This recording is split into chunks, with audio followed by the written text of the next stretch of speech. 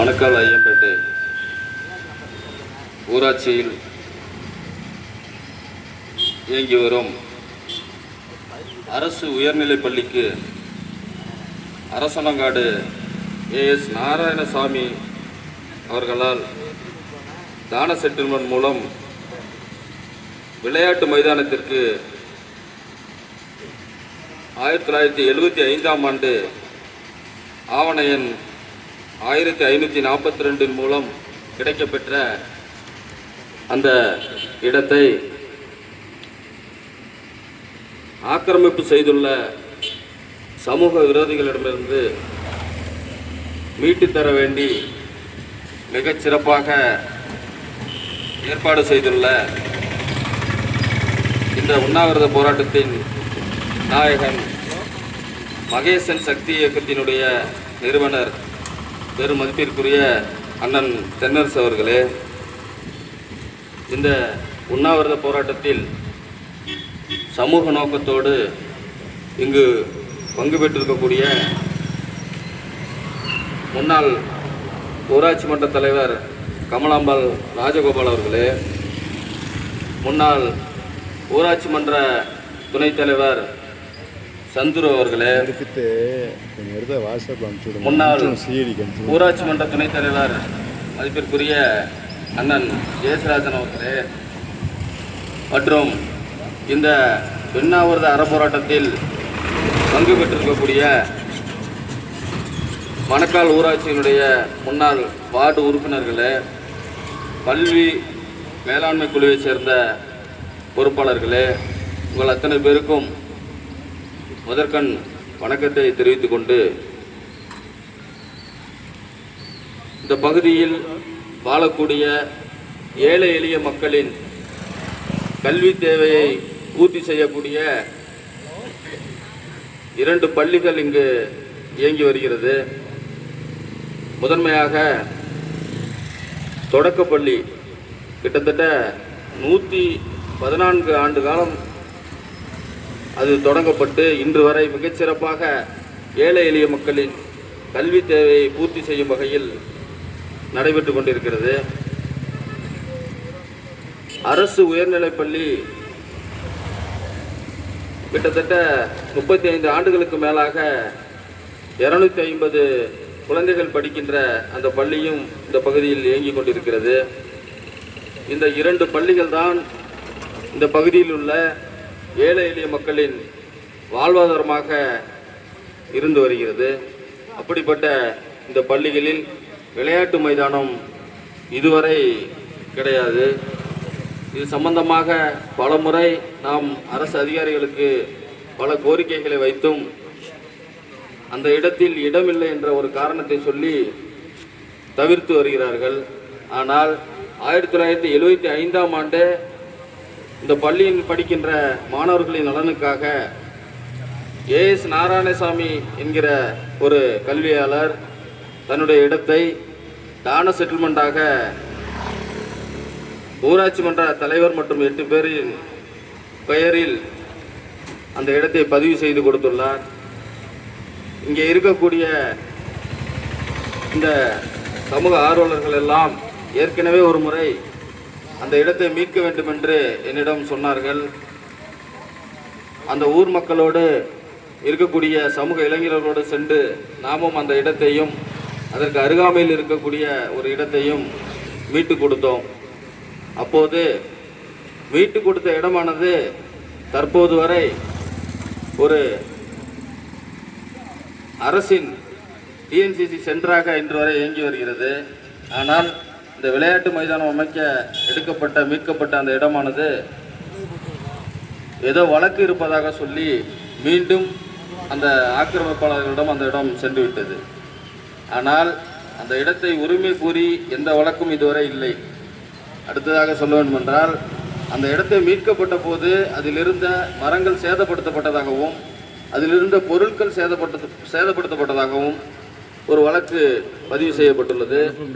இதை காரணமாக வைத்து இருக்கக்கூடிய அரசு அதிகாரிகளும் காவல்துறையும் தொடர்ந்து அந்த இடம் வழக்கில் இருப்பதாக சொல்லி அந்த விஷயத்தை அதோடு முடித்து வைத்துள்ளார்கள்.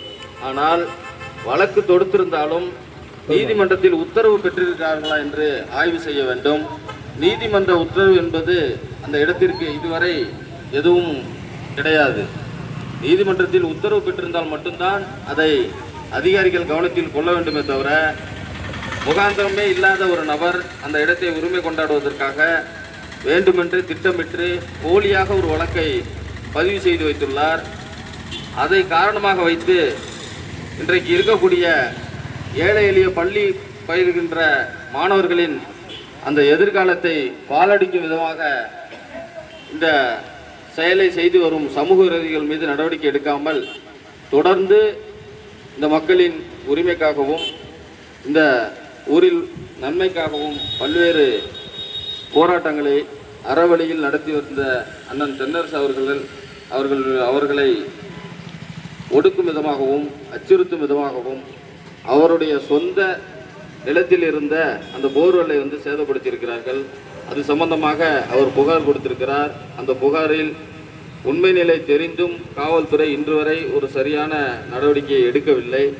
முதல் தகவல் அறிக்கையே இன்று வரை பதிவு செய்யப்படவில்லை.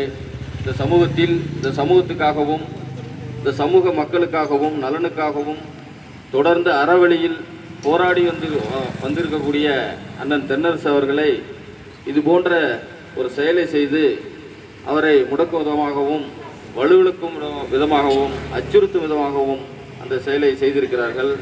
செய்தவர்கள் யார் என்று தெரிந்தும் இந்த காவல்துறை சரியான ஒரு நடவடிக்கை எடுக்கவில்லை. முதல் தகவல் அறிக்கை கூட பதிவு செய்யவில்லை என்பது பெரிய வேதனைக்குரிய ஒரு சம்பவமாக நினைக்கின்றோம். தொடர்ந்து இந்த பகுதியில் இருக்கக்கூடிய இந்த பள்ளியின் தேவை, இந்த பள்ளியினுடைய விளையாட்டு மைதானம், இது எல்லாத்தையும் கருத்தில் கொண்டு தொடர்ந்து இந்த அரசு அதிகாரிகள் இந்த ஒரு நாள் உண்ணாவிரத அடையாள போராட்டத்தினுடைய நோக்கத்தை கருத்தில் கொண்டு உடனடியாக இந்த அரசும் சம்பந்தப்பட்ட பள்ளி கல்வித்துறையும் தலையிட்டு விரைவாக அந்த இடத்தை மீட்டு தர வேண்டுகிறோம். அப்படி தவறும் பட்சத்தில் மீண்டும் அந்த இடத்தை நாமெல்லாம் ஒன்றாக சேர்ந்து பொதுமக்களாகிய நாமெல்லாம் சேர்ந்து அந்த இடத்தை மீண்டும் நாம் கையகப்படுத்தி விளையாட்டு மைதானம் ஒன்றிற்கு தேவையான வேலைகளை நாமே தொடங்கினால்தான் அது சரியாக இருக்கும் என்று நினைக்கிறேன். ஏற்கனவே நாம் மீட்டு கொடுத்தோம், ஆனால் அதை சரியாக பராமரிக்காமல் விட்டுட்டாங்க. திரும்பவும் அதை நம்ம மீட்டு தொடர்ந்து அதை பராமரிப்பில் கொண்டு வரணும்னு சொல்லி இங்கே கூட்டத்தில் இருக்கக்கூடிய அனைவருக்கும் என்னோட வேண்டுகோளாக அதை வைக்கிறேன். இன்றைக்கு இந்த சமூகத்தில் பார்த்தீங்க அப்படின்னா சாதி சமயமற்ற ஏழை பணக்காரன் இல்லாத ஒரு சமூகத்தை உருவாக்க வேண்டும் என்று சொன்னால் அது கல்வியால் மட்டும்தான் முடியும். கல்வி மட்டும்தான் அனைவரும் சமம் என்கிற ஒரு நிலையை ஏற்படுத்தி வருகிறது. சுதந்திர இந்தியாவில் இன்று வரை தொடர்ந்து நம்முடைய இந்திய திருநாடு ஜனநாயக நாடாக அறிவிக்கப்பட்ட காலந்தொற்று இன்று வரை இந்த சமூகத்தின் சமநிலையை உருவாக்க தொடர்ந்து ஆளுகின்ற அரசுகளும் மத்திய அரசும் பல்வேறு முயற்சிகளை எடுத்து வந்தாலும் முதல் கட்டமாக அந்த சமூகத்தில் கல்விதான் ஒரு மாற்றத்தை ஏற்படுத்த முடியும், கல்விதான் ஒரு புரட்சியை ஏற்படுத்த முடியும், கல்விதான் ஒரு சமநிலையை உருவாக்க முடியும் என்று அனைவராலும் நம்பப்படுகிறது.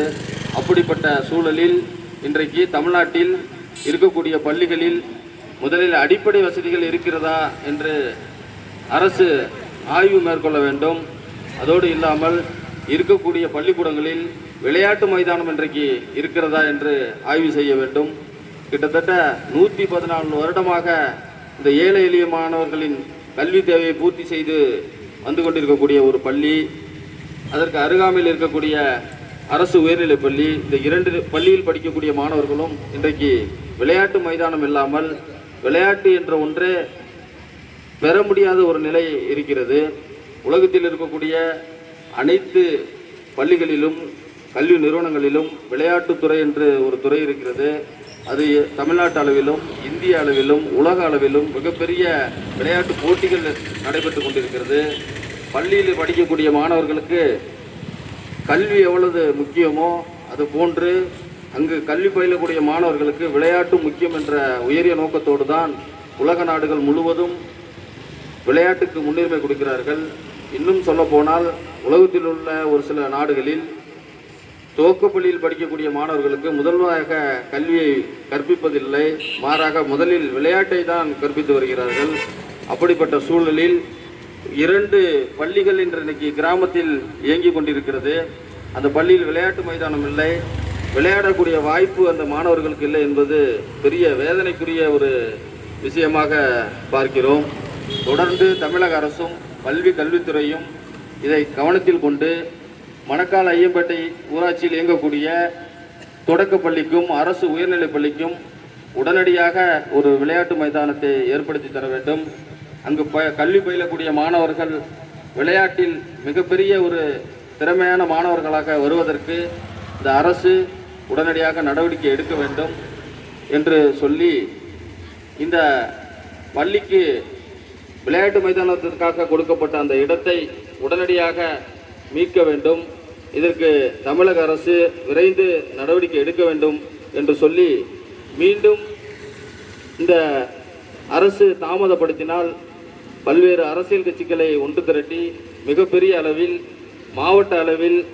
மாவட்ட ஆட்சியர் அலுவலகம் முன்பு ஒரு பெரிய போராட்டத்தை தொடருவோம் என்று சொல்லி, இந்த போராட்டமானது ஒரு அடையாள உண்ணாவிரத போராட்டமாக இன்று நடைபெற்றாலும் எங்களுடைய கோரிக்கை என்பது இந்த பகுதி மக்களுடைய கோரிக்கையாகவும், இந்த ஏழை எளிய மக்களின் கல்வி தேவையை பூர்த்தி செய்யக்கூடிய இந்த பள்ளியின் கோரிக்கையாகவும், அங்கே கல்வி பயிலக்கூடிய அந்த மாணவர்களின் கோரிக்கையாகவும் இதை தமிழக அரசும் கல்வித்துறையும் அரசு அதிகாரிகளும் எடுத்துக்கொண்டு விரைந்து நடவடிக்கை எடுக்க வேண்டும் என்று சொல்லி தந்த வாய்ப்புக்கு நன்றி கூறி விடைபெறுகிறேன். நன்றி, வணக்கம்.